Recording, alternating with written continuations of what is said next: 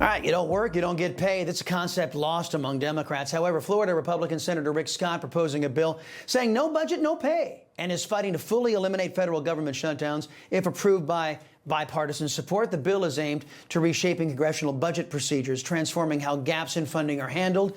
This might be preferable to Congress's current strategy on budgets, just ignore the law. Congress has not passed a budget in 28 years. For more, we're joined by former conservative congressman, and former White House Chief of Staff Mark Meadows. It's good to see you, sir.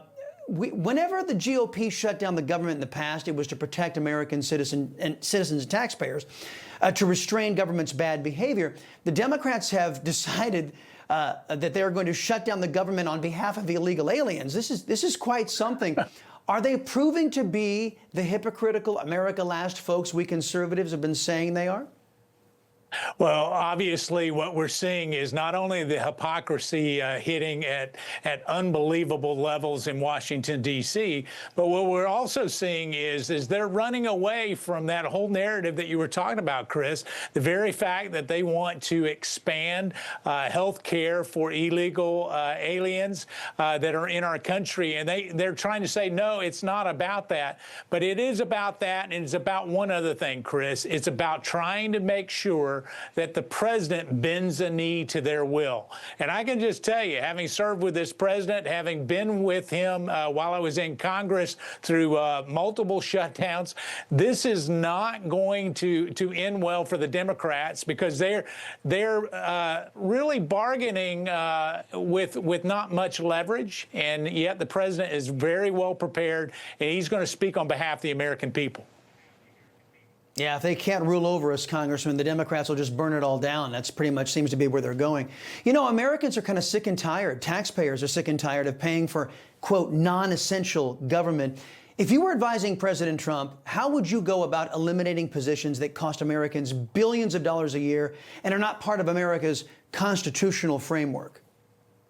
Well, Chris, you know, the hardest thing to actually get done is to fire a federal worker. And that's where Hakeem Jeffries and Chuck Schumer have messed up this time around. Russ Vought, obviously, I worked with Russ in the first Trump administration. I worked with him when he was at a nonprofit, the Center for Renewing America. And I know what he's been working towards is trying to keep the government open. But if it were not open, as obviously happened at midnight last night, he's very well prepared. And so the American people that you're talking about, Chris, they're about to see right-sizing in terms of the federal government.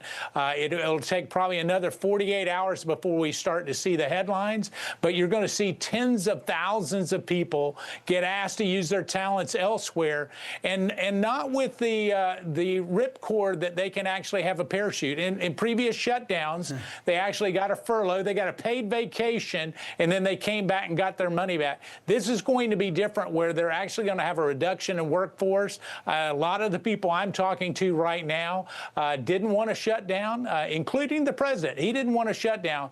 But what's going to be the silver lining is we're going to see some real reduction in spending and workforce in the federal government. Sir, I've only got about a minute left, but I wanted to get your reaction to what the Secretary of War did yesterday in putting our fighting forces back on the right track, restoring the mission of our armed forces. What was your reaction, sir? Listen, I applaud Secretary Hegseth for what he's doing. He's had the boldness to be able to do it.